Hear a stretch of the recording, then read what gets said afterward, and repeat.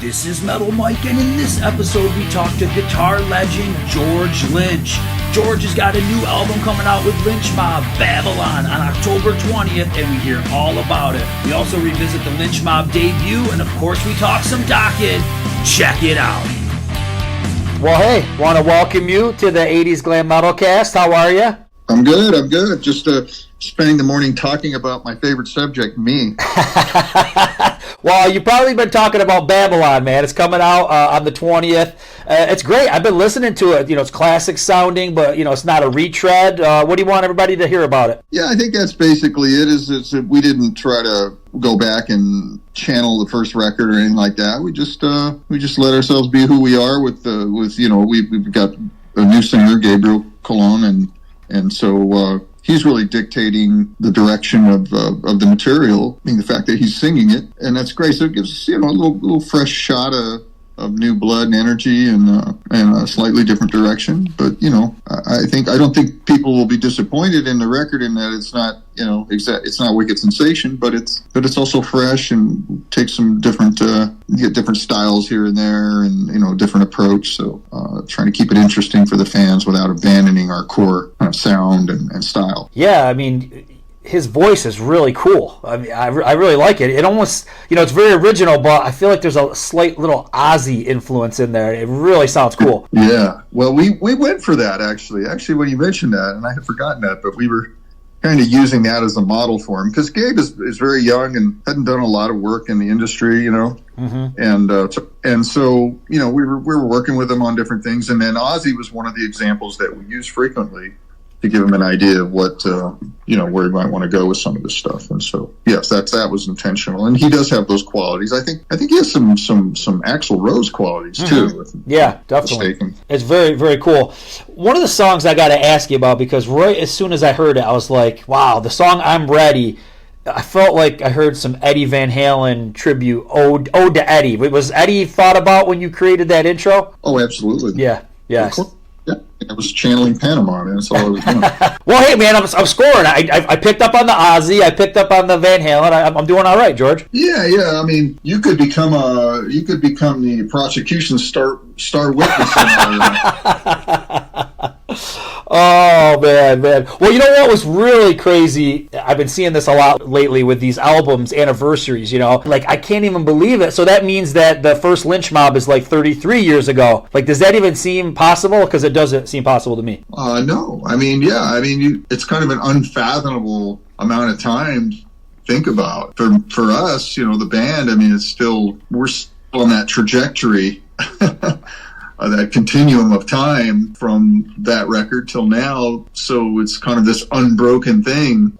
So for us, it doesn't seem that long ago, you know. Mm-hmm. Still experiencing it, you know. When you think back at it, I mean, obviously it had to be kind of liberating at that moment to kind of just do your own thing. Of course. I mean, that was kind of the whole point of the exercise was you know, not that I didn't appreciate Dokken for what it was, but, you know, to me, it was not the band I would have built. Mm-hmm. Mm-hmm. I would have made. It ended up being a big old happy accident because it was great and people loved it and it worked. So that's an indication of maybe my impulses aren't the best impulses to follow, because regardless, I was allowed and the resources at that point, because of the position I was in, to kind of build my dream band and write and record my dream album, and that's what we did. It tended to be, you know, a little bit more bluesier than Dokken ever was. Was that something that you were kind of holding back on, or is that where you saw music going? Where did all that come from, the bluesy side? Well, that's what I naturally do. Mm-hmm.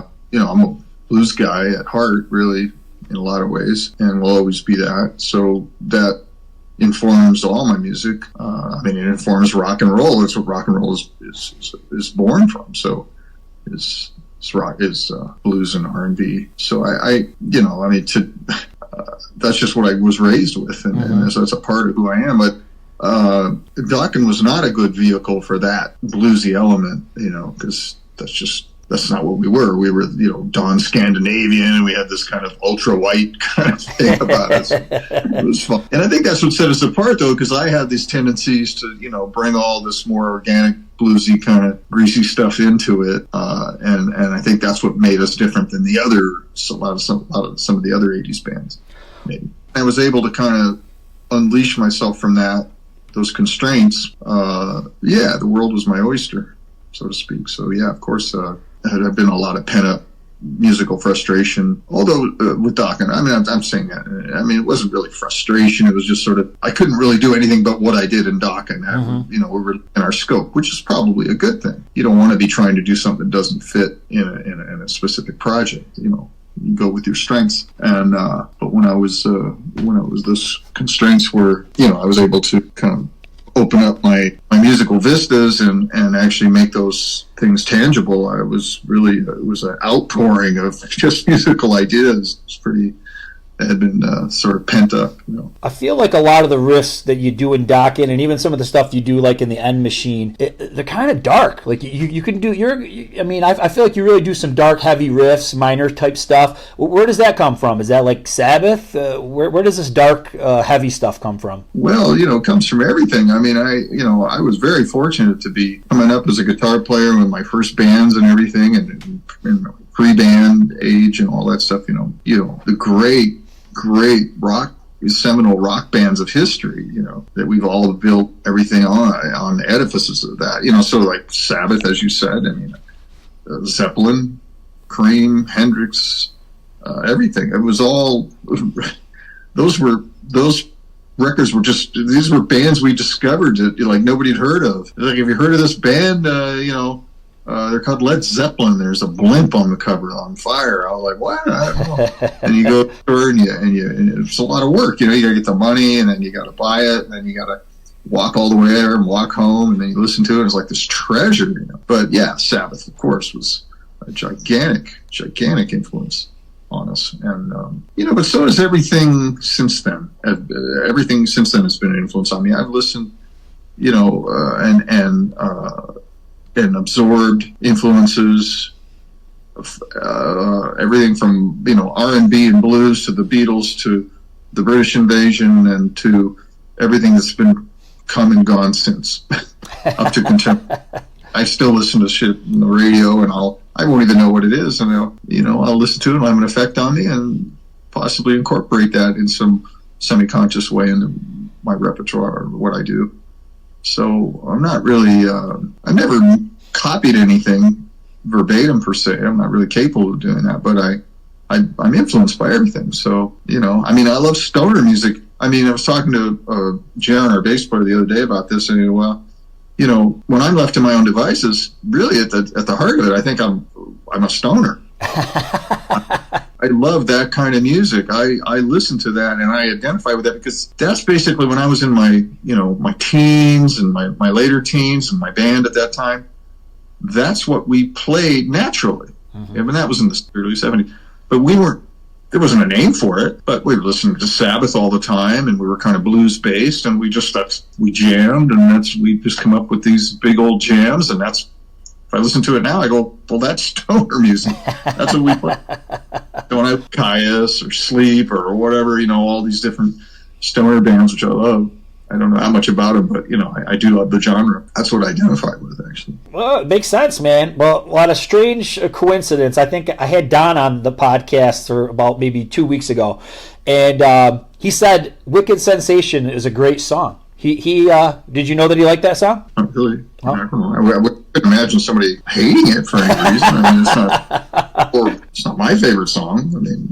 It's kind of a little too swingy for me, play it because it's our big song, but it's a good song. Yeah. Well, Don liked it, and I think a lot of people think, you probably heard this before, everybody says if Dokken could have stayed together to 1989 and did a studio album, they could have been, maybe a multi-platinum band. Do you ever think that maybe, if you merge some of the ideas that you were trying to do with what he did, like on the Up From the Ashes, do you think that Dokken would have broke through that, the end of the 80s, like multi-platinum, or do you think that it wouldn't have mattered either way? Well, no, I think our lack of success going forward beyond the 80s was to our personal idiosyncrasies, not anything to do with our music. Mm-hmm. Our music, who knows where it would have went, but we're all still sort of chemistry, and we were capable of playing our instruments well and composing music. So you put all that together, that was easy.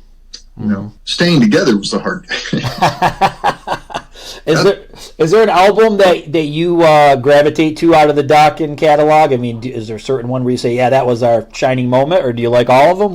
Which one do you gravitate to? I don't have a particular one I gravitate to. I would say anything Tooth and Nail to Under Lock and Key, Back to the Attack. They all have their kind of charm and things about them that I like. Tooth and Nail and Under Lock and Key would be, to me, the height of the band's energy. I think started to wane a little bit after that. I think started, our edginess and passion and angst were kind of, ebbing a little bit because we're becoming rock stars. When you look at the songwriting, I think that's a misconception. I think I even had that, where it's like, oh man, Don Dokken had a credit on like every song. When you look, I think like Tooth and Nail, I think you and Jeff, and maybe you, Jeff, and Mick like wrote half the songs. Oh no, we wrote almost everything. I mean, there was a point where the manager. This is always a thing with Don. He goes off about how he wrote it. That's bullshit. It was Jeff and I, and Don and Jeff wrote some things, and Don wrote something on his own here and there, and important songs. But the bulk of the material was written by Jeff and I, and that's just the truth. And even the lyrics and the melodies and the titles were Jeff and I joke all the time. It was a thing called the TV Guide, and I would get all my titles and then the lyrics obviously flowed from the titles from TV Guide. So you look into a lot of those early records, they were either reworked Exciter songs or new stuff that Jeff and I wrote, sometimes with Mick's help, and then would end up with Don too.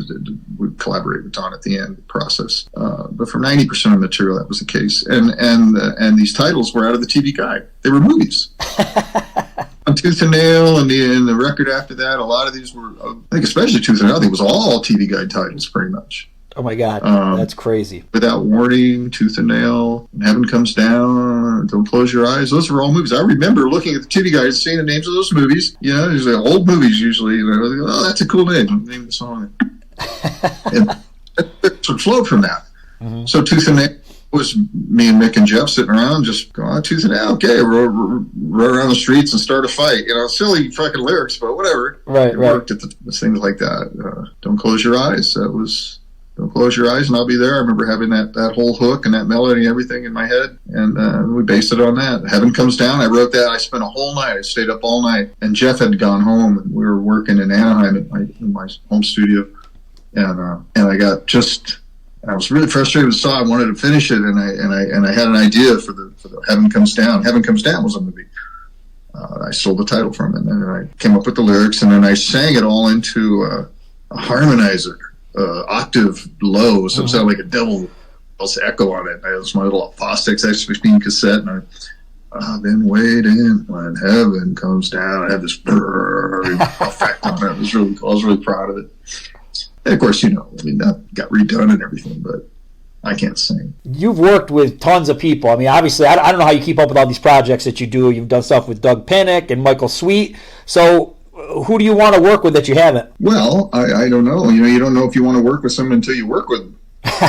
True. In theory it might be cool, but then in reality it might not be so. But, I don't know. I mean, for me it's all about the singer. It really is. I mean, I'm really a fan of vocals, and I listen to sax players, and wind instruments, and to me the human voice is the best instrument, the purest, most direct instrument, from head to heart to ear that there is.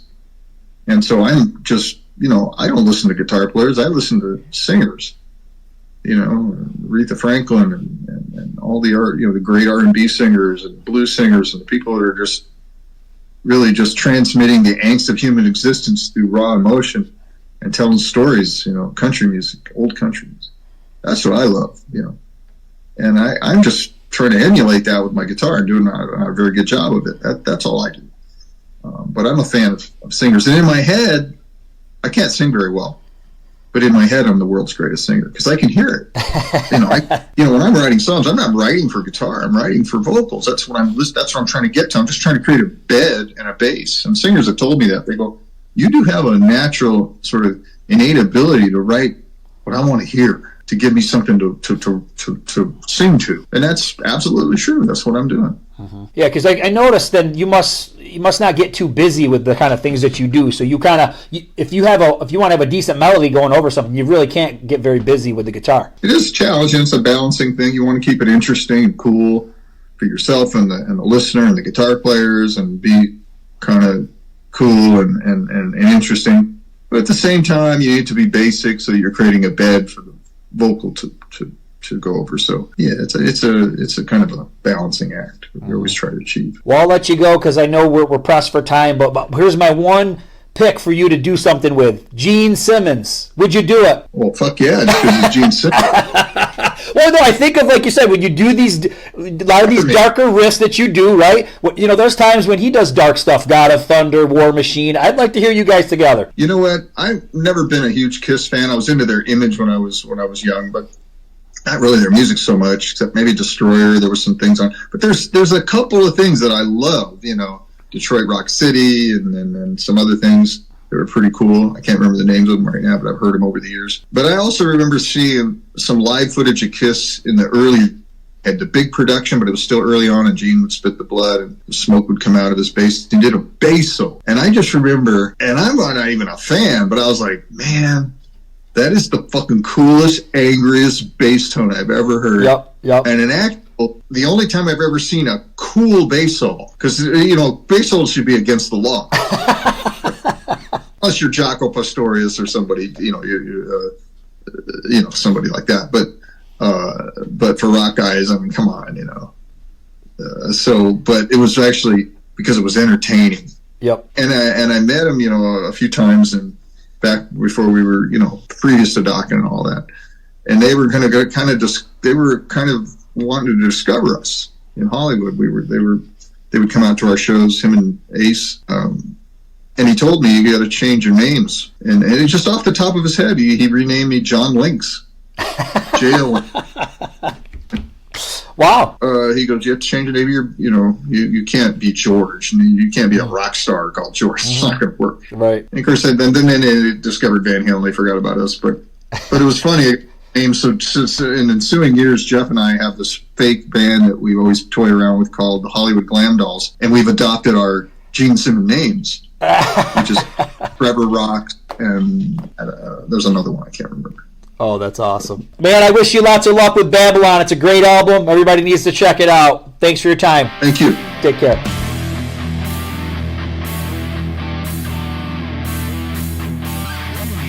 Well, that was great talking with George. Make sure you subscribe because there's lots more on the way.